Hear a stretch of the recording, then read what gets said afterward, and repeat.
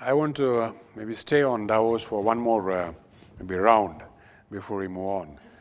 You have seen Davos from 2006 till after the crash of 2008. And just before we came here, we were having a short chat, and you said you addressed depression in the post-2008 period. And of course, you have seen the euphoria of the preceding years. Euphoria to depression. How do these mood swings happen, and how does one balance out one's views, as it were?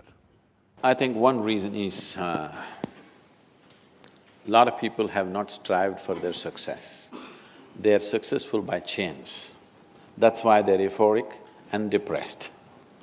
If they had crafted their success, you would know the mechanics of success. It doesn't matter what's happening today, you know where you're going anyway. Nobody can take that away from you. So people who do not know the mechanics of what they're doing, the fundamentals of what they're doing, by chance, because of situational help, somebody becomes successful, he is euphoric, he thinks they're hitting a lottery, they're not successful. Hitting a lottery is not success, it's just chance.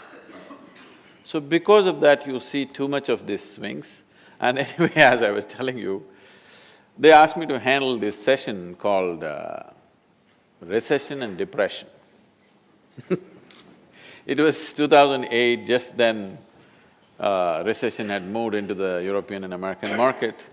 All these billionaires were carrying long faces, so I am supposed to spread it a little bit.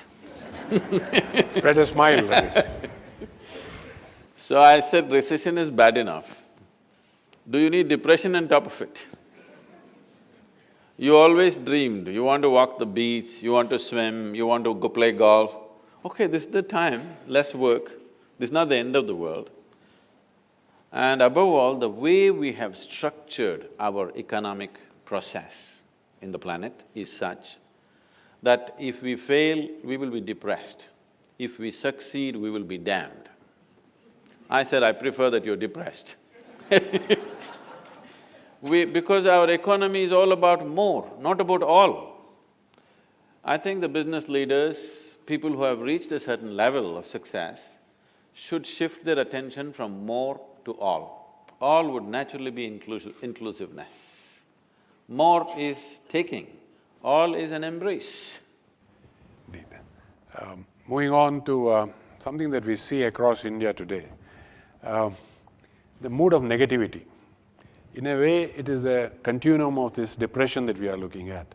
But this collective mood of negativity, how do you look at it? And how do you actually explain? I think you meet only the people in the boardrooms.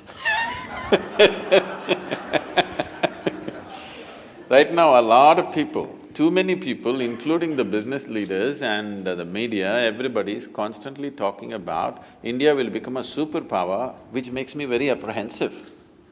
You don't have legs and you want to climb Mount Everest. It sounds really apprehensive to me because we are going to flounder with this kind of attitude. Everybody is talking about India becoming superpower. You need to understand this in this country right now, for 1.2 billion people, you neither have the roads, nor the airports, nor the infrastructure, nor the homes, nor even enough trees or not enough rivers, not even a piece of sky for 1.2 billion people. The only thing that we have is we have a population. We done well on that. We have a huge population.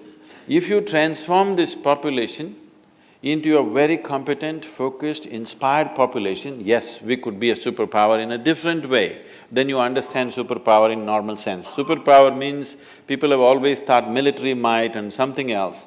But we will be a superpower because just about anywhere you go, already we see that, but in a much bigger way, every company on the planet could be led by an Indian, that is superpower.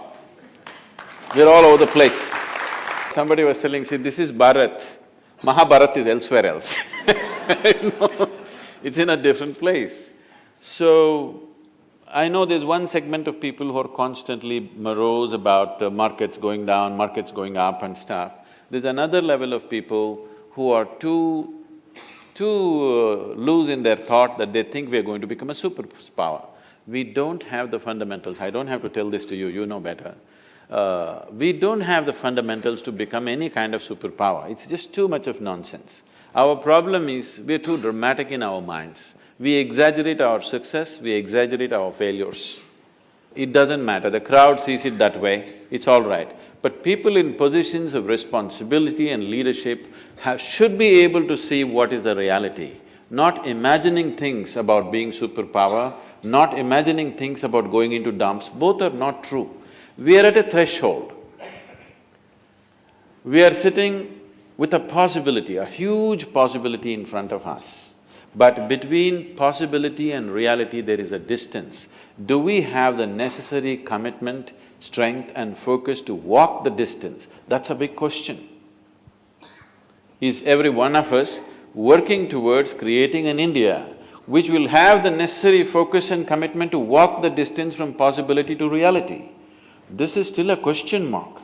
Which way we will go, we don't know.